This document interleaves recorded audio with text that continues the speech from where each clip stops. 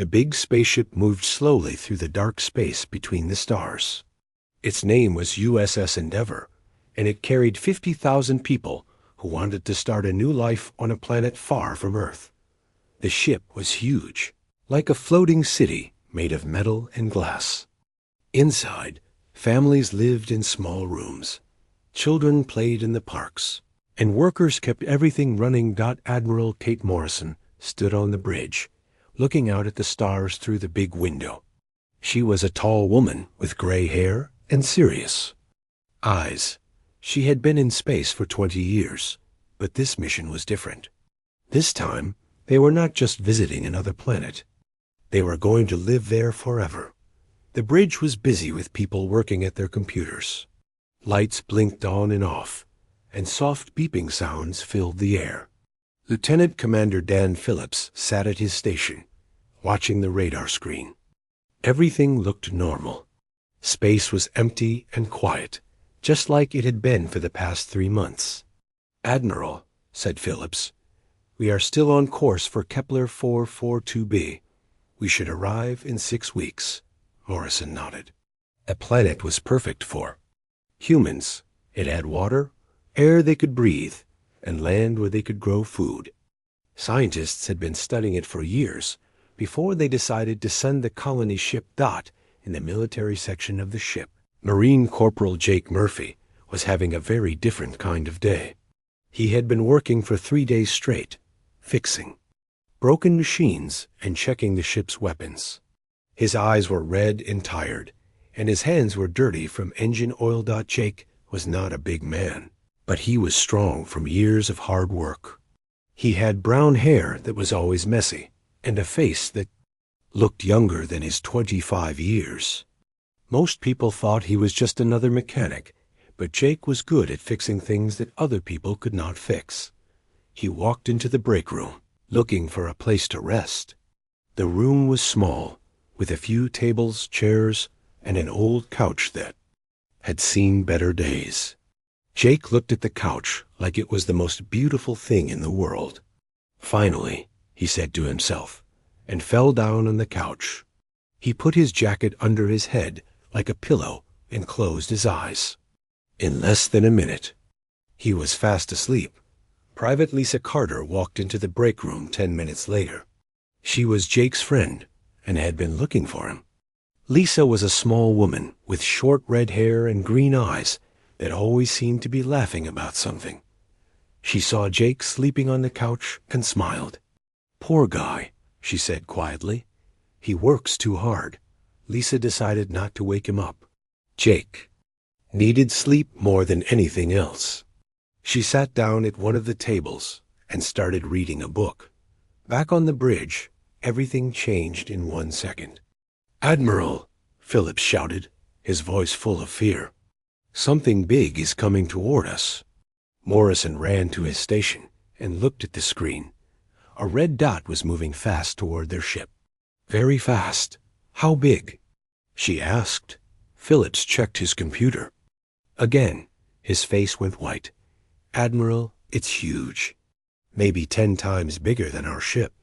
"Where did it come from?" "I don't know. It just appeared on the screen. It's moving faster than anything I've ever seen." Morrison felt her heart beating fast. In all her years in space, she had never seen another ship that was not from Earth. Now, something was coming toward them, and it was much bigger and faster than anything humans could build. "Red alert," she said. "All hands to battle stations." Lights started flashing red all over the ship. A loud alarm began to ring. People stopped what they were doing and ran to their emergency positions. The alien ship got closer and closer. On the screen, it looked like a black mountain floating in space. It was smooth and shiny, like dark glass. Strange lights moved across its surface in patterns that hurt to look at. "Admiral," said Communications Officer Maria Santos, "we're getting a message." "Put it on the main screen." The big window in front of them changed. Instead of stars, they saw a face that was not human. It was tall and thin, made of something that looked like crystal. Where a human would have 2 arms, This creature had. 4. Its skin was clear, and bright energy moved through it like lightning. Its eyes were like small suns burning with white light. When it spoke, its voice was deep and powerful. Every word sounded like thunder. "Greetings, primitive species," the alien said. "I am Zarthok the Unconquerable, champion of the hegemony. Destroyer of worlds, victor of 1,000 battles." Morrison felt cold fear in her stomach. This creature called humans primitive, like they were insects. "Your pathetic vessel has entered claimed space," Zarthok continued. "You will face the justice of the hegemony. I challenge your greatest warrior to single combat." The alien's forearms moved as it talked, and energy sparked between its fingers. "When your champion falls before my power, your species will kneel and serve the hegemony. You have one of your Earth hours to present your warrior. If you refuse, I will destroy your ship and everyone on it." The message ended. The screen went back to showing stars, but now those stars looked cold and far away. Morrison looked around. The bridge. Every person was staring at her, waiting for her to do something. But what could she do? This alien had weapons that could destroy their ship. It had probably destroyed many ships before. "Get me Colonel Harris," she said. "And Dr. Brooks. We need to meet right now." As the bridge crew started making calls, the alien ship moved closer.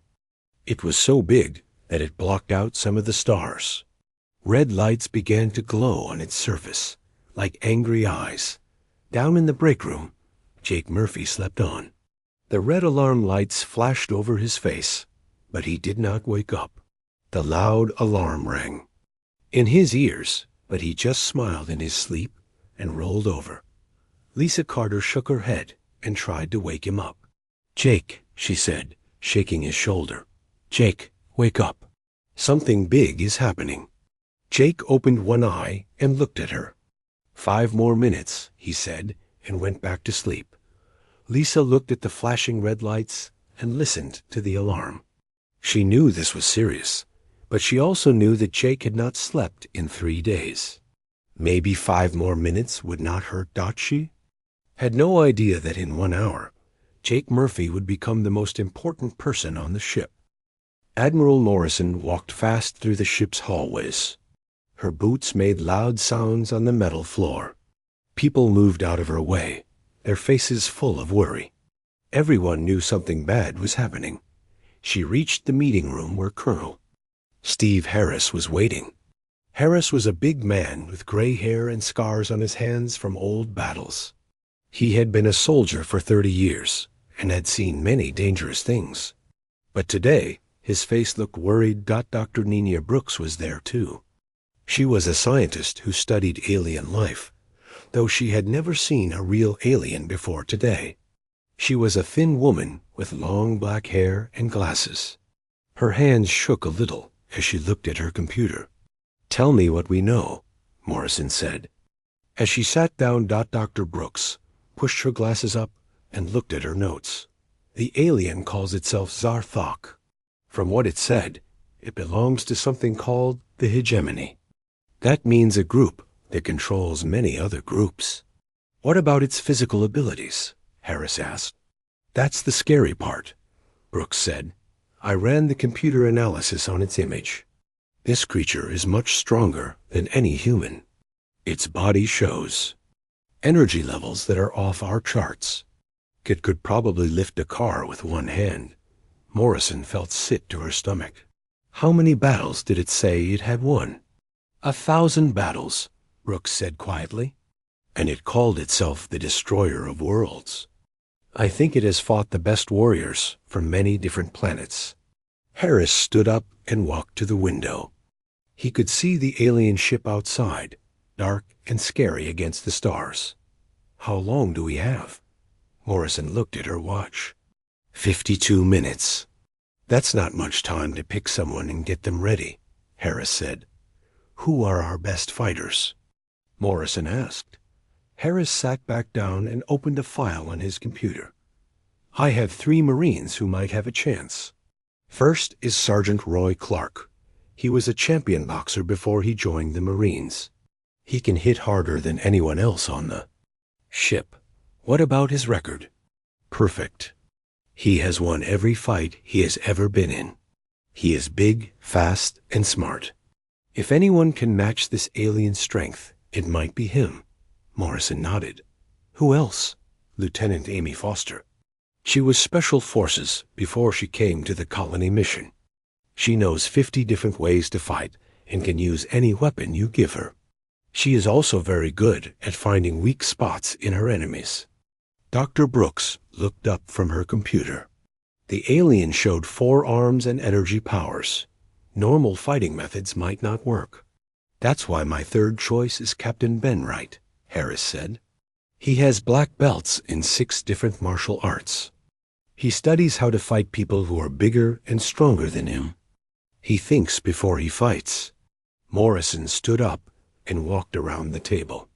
Outside the window, she could see the alien ship getting closer. Its red lights were getting brighter.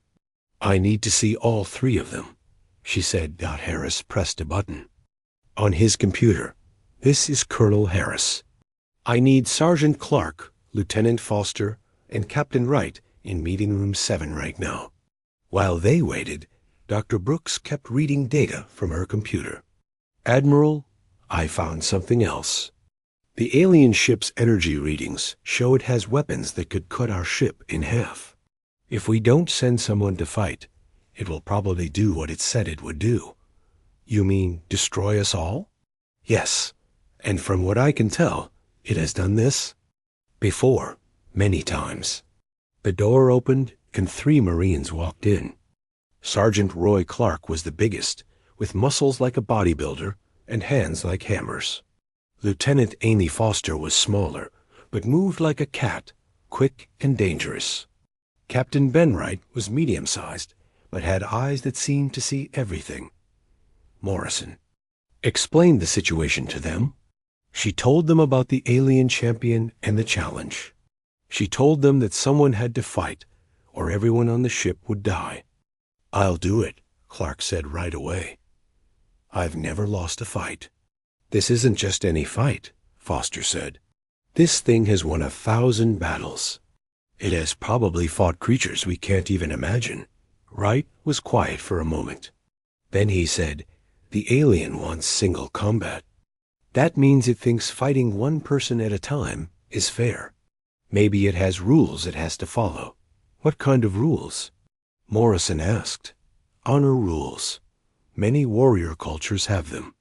They might not be allowed to use all their weapons or powers in single combat. Dr. Brooks looked up from her computer again. That makes sense. If this hegemony takes over planets by fighting their champions, they probably want to make it look fair. Harris walked over to his 3 Marines. I need to be honest with you. Whoever goes over there will probably not come back. This alien has killed the best fighters from 17 different worlds. Clark crossed his arms. Then it's time someone taught it what a human can do. Foster shook her head. Sergeant, this isn't about being brave. We need to be smart. This thing is stronger and faster than us. We need to find a different way to win. Wright was still thinking. What if we studied how it fights? Maybe there are videos from its other battles? Dr. Brooks tried her computer. The alien ship is not sharing any information with us. All I can see is energy readings. Morrison looked at her watch again. We have 38 minutes left. I need to make a decision. She looked at the 3 Marines. All of them were ready to die for the ship. All of them knew they probably would not win, but they were willing to try anyway. Captain Wright, she said finally. You go. Wright nodded. Yes, ma'am. Why Wright? Clark asked. I'm stronger than him. And I'm faster, Foster added. Morrison looked at both of them. Because Wright thinks before he acts. In a fight against something we don't understand, thinking might be more important than strength or speed. Wright saluted. I'll do my best, Admiral. I know you will. As Wright left to get ready, Harris sat down next to Morrison. "Do you really think he has a chance?" Morrison looked out the window at the alien ship. It was huge and dark and full of power they could not imagine. "No," she said quietly. "But maybe he can hurt it enough to make it think twice about destroying us." Meanwhile, down in the break room, Jake Murphy was still sleeping. The alarm had stopped ringing, but the red lights were still flashing. Lisa Carter had given up trying to wake him up. She figured that if the ship was really in danger, someone would come and get everyone. She had no idea that in 38 minutes, Captain Wright would step onto an alien ship to fight for the lives of everyone she knew. And she had no idea that Jake Murphy, still sleeping peacefully on his couch, would soon become their only hope. Captain Ben Wright stood in the transport room, putting on his combat gear. His hands were steady, but everyone could see the worry in his eyes. He had fought many battles, but never against something like this. Admiral Morrison walked into the room with Colonel Harris and Dr. Brooks. They all looked serious and scared. "Remember," Morrison said, "you don't have to win. You just have to show them that humans don't give up easily." Wright checked his equipment one more time. He had a knife, but no guns. The alien had said single combat, which usually meant no weapons except what you carried on your body. "If I don't make it back," Wright said, "take care of my dog when we get to the new planet." Morrison nodded. She wanted to say something hopeful, but there was nothing hopeful to say. Everyone knew this was probably goodbye. "Transport beginning," said the computer voice. Wright stood on the platform as bright light surrounded him. In a few seconds, he disappeared. When the light faded, Wright found himself in the strangest place he had ever seen. He was standing in a huge room that seemed to go on forever. The walls were smooth and silver, and they moved like water. The floor was solid, but it felt warm under his feet.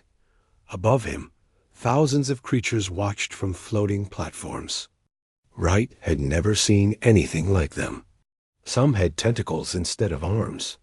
Others had more eyes than he could count. A few looked almost human, but their skin was blue or green or purple.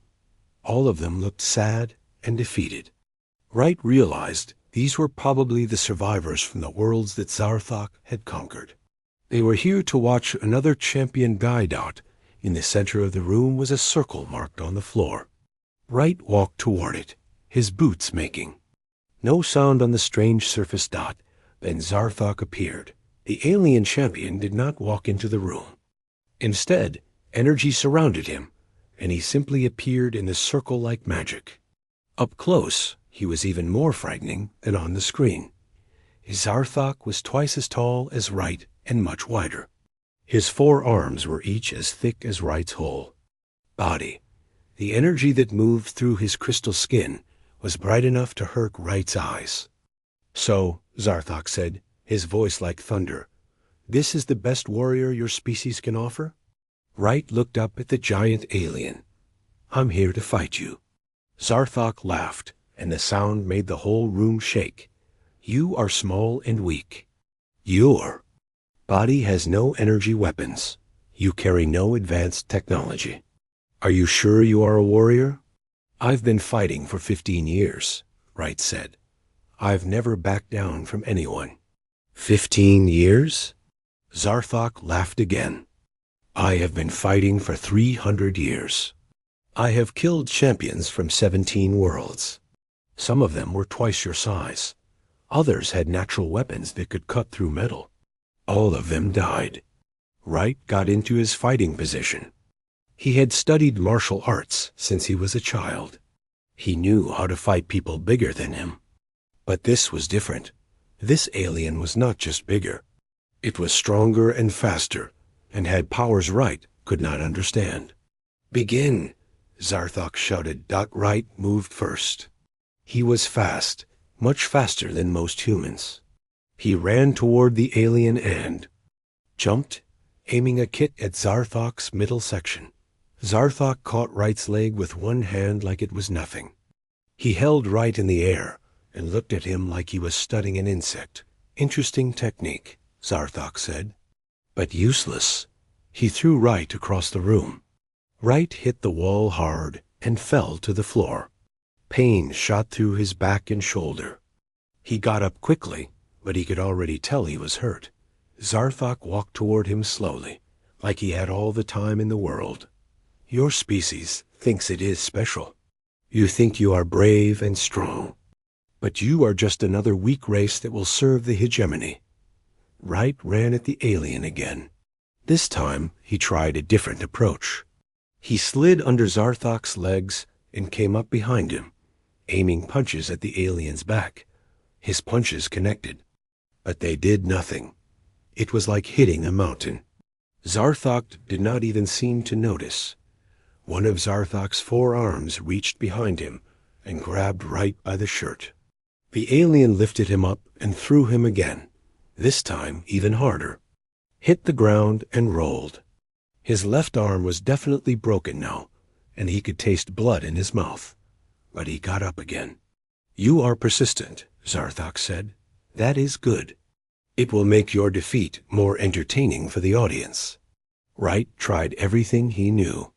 He used speed and tried to stay away from the alien's hands. He used techniques designed to fight larger opponents. He aimed for spots that should have been weak points. Nothing worked. Every time Wright attacked, Zarthok either blocked him easily or let the attack hit and showed that it did no damage. The alien was playing with him, like a cat playing with a mouse. After 10 minutes, Wright could barely stand. His body was covered with bruises. His left arm hung useless at his side, and blood ran from a cut over his eye. Zarthok had not even worked up a sweat. This is boring, the alien said. I had hoped your species would provide better entertainment. Zarthok walked over to Wright and grabbed him with 2 hands. Energy began to glow around the alien's fingers. I will not kill you, Zarthok said. That would be wasteful. Instead, you will live to tell your people what happened here. You will tell them that resistance is useless. Energy shot from Zarthok's hands into Wright's body. Wright screamed as pain filled every part of him. Then everything went black. When Wright woke up, he was back on the USS Endeavour. In the medical bay, Dr. Susan Kelly was checking his injuries. How do you feel?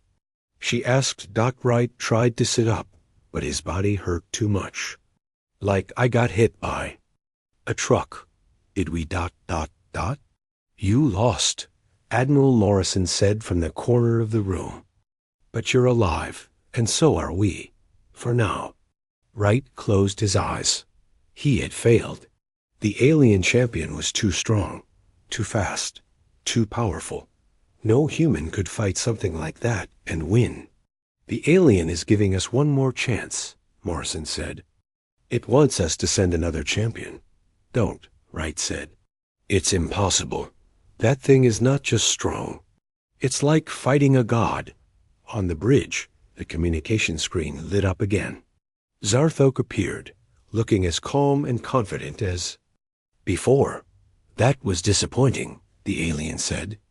Your warrior fought bravely, but he was pathetically weak. Surely your species can do better than that? Morrison stepped forward. What do you want from us? Entertainment, Zarthok said. And then submission. I will allow you to send one more. Champion, make it interesting this time. If your second warrior is as weak as the first, I will destroy your ship immediately. The screen went dark. Morrison looked around the bridge. Everyone was staring at her, waiting for her to make another impossible decision. She had to send someone else to die, or watch as 50,000 people were killed. Down in the break room, Jake Murphy finally started to wake up. Someone had bumped into his couch while running through the halls, and the bump had been just enough to disturb his sleep. He opened his eyes and looked around. The red lights were still flashing, but the alarm had stopped. He could hear people running in the hallways outside. What's all the noise about? He asked himself. He sat up and stretched. His neck was sore from sleeping on the couch, but he felt much better than he had in days. 3 days of work and 4 hours of sleep had finally caught up with him. Jake stood up and walked toward the door. He figured he should probably report for duty, even though he was not sure what time it was. As he walked toward the bridge, he had no idea that in a few minutes he would volunteer for the most important job in human history. Jake Murphy walked slowly through the ship's hallways, still trying to wake up completely. His hair was messy from sleeping, and his uniform was wrinkled. He carried a cup of coffee that he had somehow found in the kitchen area during all the other chaos. People were running back and forth, looking scared and worried. Jake wondered what kind of emergency drill they were having. It seemed more serious than usual. He took the elevator up to the bridge. When the doors opened, he saw everyone standing around looking tense. Admiral Morrison was talking quietly with Colonel Harris and some other officers. Jake walked over to them, sipping his coffee. "Admiral?" he said, trying not to yawn. "Sorry I'm late for my shift. What did I miss?" Everyone on the bridge turned to look at him. Their faces showed surprise, worry, and something that looked like hope. Admiral Morrison stared at Jake for a moment. Here was a Marine who had somehow slept through the biggest crisis in human history. His hair was sticking up in 3 different directions. He had pillow marks on his face, and he was drinking coffee like nothing unusual was happening. "Jake," she said slowly, "where have you been for the last 2 hours?" "Sleeping," Jake said, taking another sip of coffee. "I was really tired." "Why?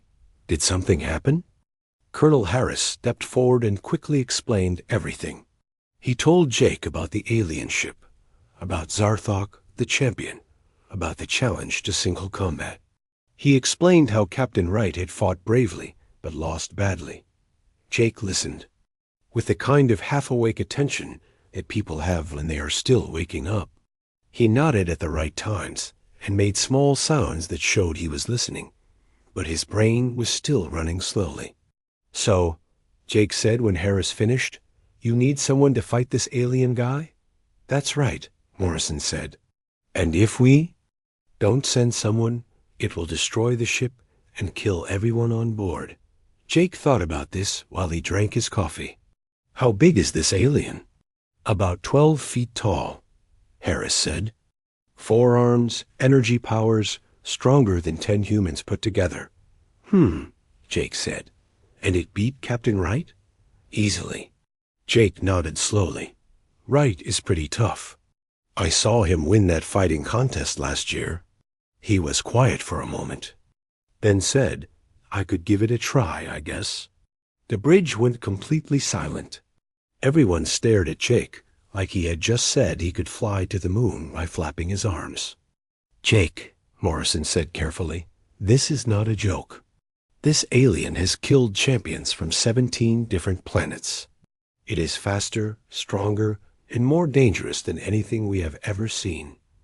It will probably kill whoever we send." Jake shrugged. "Well, somebody has to do it, right? And you said Captain Wright already tried, so he's probably hurt." "I did some wrestling in high school. I was pretty good at it." Dr. Brooks stepped forward. "Jake, high school wrestling is very different from fighting an alien war machine that shoots energy from its hands." "Yeah, I figured," Jake said. "But how different can it be? Fighting is fighting." Colonel Harris looked at Admiral Morrison. They both knew they were running out of options. Sergeant Clark and Lieutenant Foster were good fighters, but if Captain Wright could not even touch the alien, what chance did they have? Maybe that was the problem. Maybe they needed someone who would not try to fight the alien the way everyone expected. "Jake," Morrison said, "are you really volunteering for this?" Jake finished his coffee and looked around the bridge. Everyone was watching him with expressions of fear, hope, and confusion. "Sure," he said. "I mean, what's the worst that could happen?" Everyone could think of several answers to that question, but nobody said them out loud. "Admiral," Harris said quietly, "maybe this is not such a bad idea." "What do you mean?" "Wright is our best trained fighter, but he approached this like a military battle. He used techniques and strategies that the alien has probably seen before. Maybe we need someone who thinks differently." Dr. Brooks looked at Jake with new interest. His psychological profile shows high problem-solving abilities and unusual creativity in stressful situations. Jake was not paying attention to their conversation. He was looking out the big window at the alien ship. "That thing is really big," he said. "How does it move so fast?" "Advanced technology that we don't understand," Brooks said. Jake said. "Technology usually follows certain rules, though. Energy has to come from somewhere. Movement requires force and reaction. Maybe their stuff is just really advanced, but it still has to follow physics." Morrison realized that Jake was thinking about the alien ship like an engineering problem, not like a military threat. Maybe that was exactly what they needed. "Okay, Jake," she said. "You're our champion." "Cool," Jake said. "Do I need to bring anything special?" Harris almost laughed, but stopped himself. "Just yourself." "What about my tools? I might need to fix something." "This is single combat, Jake. No tools allowed." Jake looked disappointed. "That's too bad. I'm much better at fixing things than I am at fighting." 20 minutes later, Jake stood in the transport room. He had tried to comb his hair, but it still looked messy. He had changed into a clean uniform, but it was already wrinkled again. He still looked like someone who had just woken up from a nap. Admiral Morrison, Colonel Harris, and Dr. Brooks were there to see him off. They all looked nervous. "Jake," Morrison said, "remember, you don't have to win. You just have to show them that humans don't give up." "Okay," Jake said, "but I'm going to try to win anyway." "It seems rude not to try." "If things go badly," Harris sighed, "don't feel like you have to keep fighting. It's okay to surrender." Jake thought about this. "I don't think I've ever surrendered before. I'm not sure how to do it." Dr. Brooks handed him a small device. "This is an emergency communicator. If you need help, press the button." Jake put the device in his pocket. "Thanks. I probably won't need it, but it's good to have backup plans." The transport machine started to hum.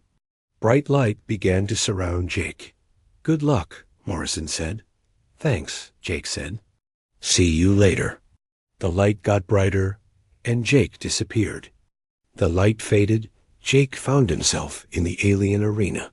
He looked around with mild interest, like someone visiting a new place for the first time.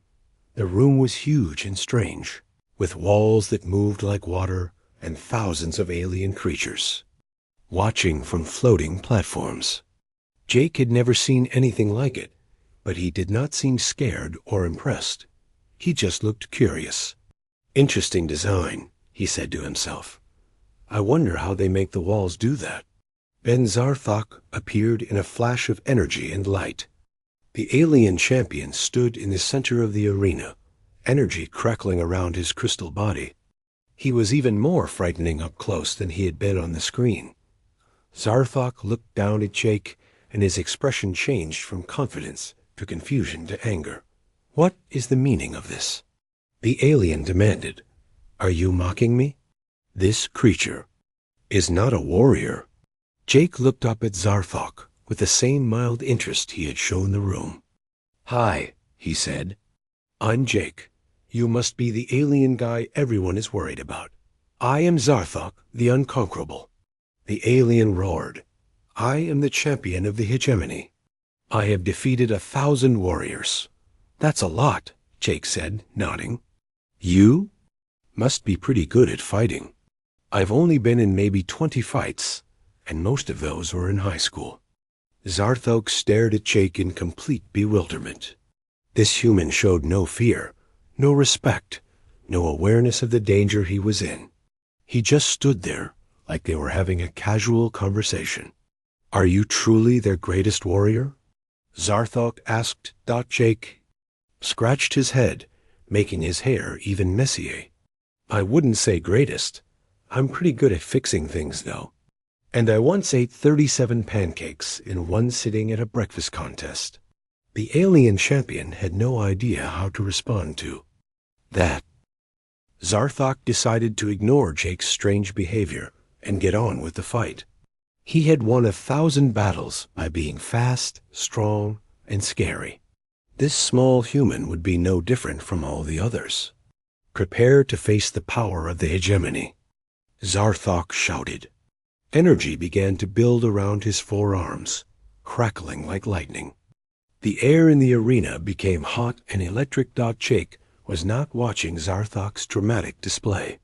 Instead, he was looking around the arena with the careful eyes of someone who fixed machines for a living. He noticed things that a regular fighter would never see. The walls were not just moving randomly. They pulsed in a pattern that matched the alien's energy buildup. The floor had thin lines running through it that glowed slightly when Zarthok powered up his attacks. Most interesting of all, there was a tiny delay between when Zarthok started building energy and when it actually appeared around his hands. "Your energy conversion system has a feedback loop," Jake said, still looking around the room. "What?" Zarthok stopped his attack preparation. Nobody had ever interrupted his pre-battle speech before. "The energy," Jake said, pointing at the walls. "It's connected to the room somehow. Watch." He walked a few steps to the left. When Jake moved, the wall patterns shifted slightly. Zarthok's energy flickered. "That's weird," Jake said. "It's like the whole arena is part of your power system. That seems inefficient." Zarthok was getting angry. This human was supposed to be afraid, not giving him engineering advice. Silence. "Face my power." The alien champion fired his first energy blast. It was bright blue and crackling with power, strong enough to destroy a small building. Jake was still examining the floor patterns. He saw the blast coming about 2 seconds before it arrived, just like he had predicted. He stepped to the side. Without looking up from the floor, the energy blast hit the wall behind where Jake had been standing. The wall absorbed the energy and sent it back into the arena's power system. "Interesting," Jake said. "So the room recycles missed shots. That's actually pretty smart, but it explains the feedback problem." Zarthok stared at the spot where Jake had been standing. The human had dodged his attack without even seeming to try. It was like he had just been avoiding a puddle on the sidewalk. "You got lucky," Zarthok said. "Try dodging this." The alien fired 3 energy blasts at once from 3 different arms. They came at Jake from different angles, making it impossible to dodge all of them. Jake was crouched down, looking at the glowing lines in the floor. He had figured out that they showed where the energy was going to go before the blasts were fired. When he saw the pattern light up, he simply walked to a spot where no lines were glowing. All 3 blasts missed him. "Your targeting system telegraphs its intentions," Jake said, still looking at the floor. "You might want to randomize the energy distribution to fix that." Zarthok was breathing hard now, and not from effort. He was frustrated and confused. His attacks were perfect. They had never failed before. How was this sleepy-looking human making them look clumsy? "Stand still and fight," Zarthok yelled.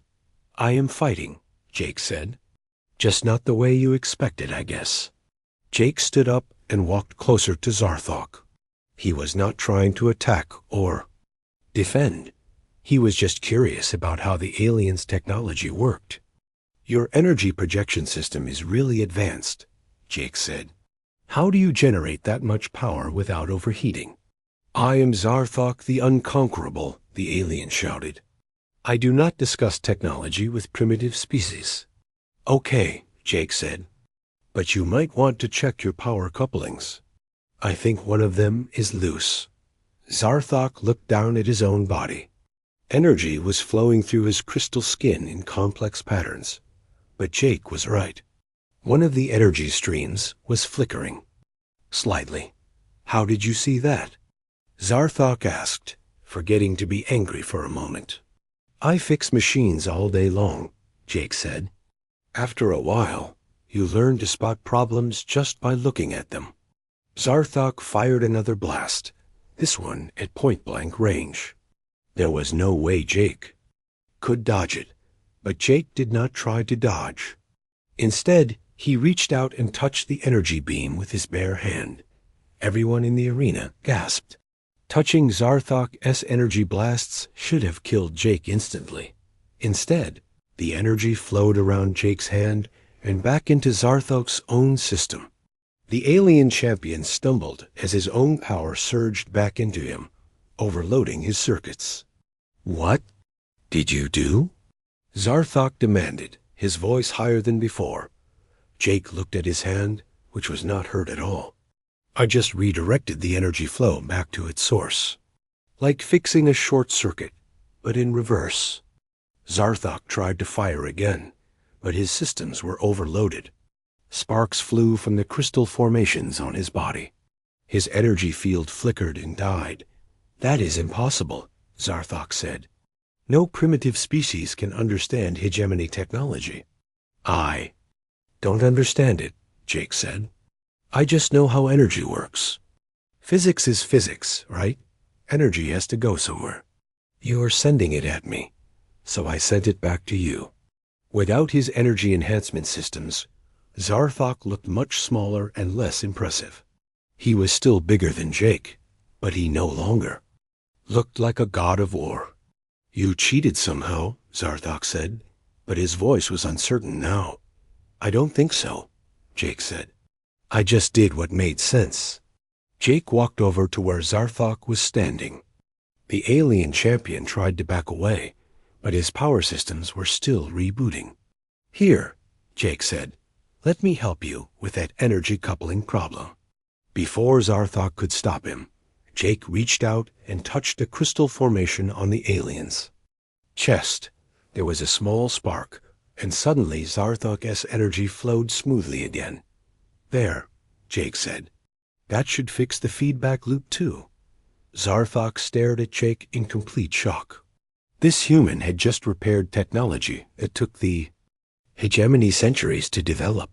He had done it in 30 seconds, using nothing but his bare hands and some kind of intuitive understanding of energy systems.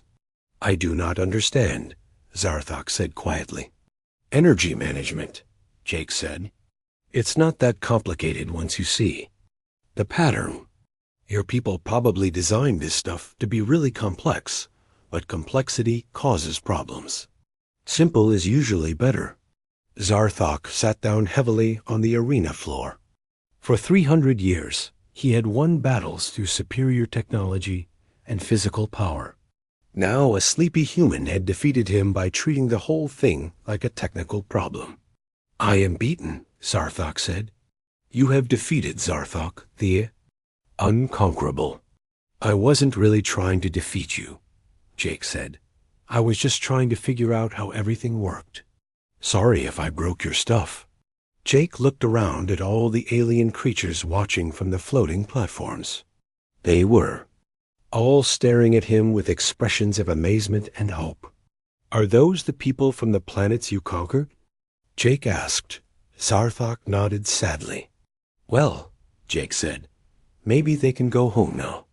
He sat down next to Zarthok on the arena floor. You want some advice about your technology? Zarthok looked at this strange human who had just changed the course of galactic history and was now offering friendly technical support. Yes, the former champion said. I would like that very much. Back on the USS Endeavour, Admiral Morrison and her crew watched in amazement as their most ordinary Marine sat in an alien arena, calmly explaining engineering principles to a creature that had terrorized 17 worlds. Did Jake just win? Colonel Harris asked. I think so, Morrison said. but I'm not sure he knows it yet. On the communication screen, they could see Jake and Zarthok having what looked like a friendly conversation about energy management and system optimization. Should we transport him back? Harris asked. Morrison thought about it. Let's wait a few minutes. I think they're working out some kind of deal. Indeed they were. Over the next hour, Jake Murphy, Marine Corporal and part-time engineer, accidentally became the new protector of 17 star systems. He did it not through conquest or threat, but by helping Zarthok understand that there were better ways to solve problems than fighting. When Jake finally returned to the USS Endeavour, he found everyone staring at him like he was some kind of hero. He still had no idea what the big deal was. How did it go? Admiral Morrison asked. Pretty good, Jake said. Nice guy, once you get to know him.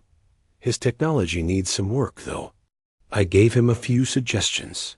And the threat to our ship? Jake looked confused. What threat? Oh, you mean the fighting thing? Yeah, we worked that out. Turns out he was just doing his job. His bosses told him to conquer planets by beating their champions. But nobody ever explained to him that there might be other ways to handle disputes. Morrison stared at him. So you talked him out of conquering us? More like I showed him that his energy systems would work better if he focused on building things instead of breaking them. He's actually pretty smart. He just needed someone to explain that cooperation is more efficient than conquest.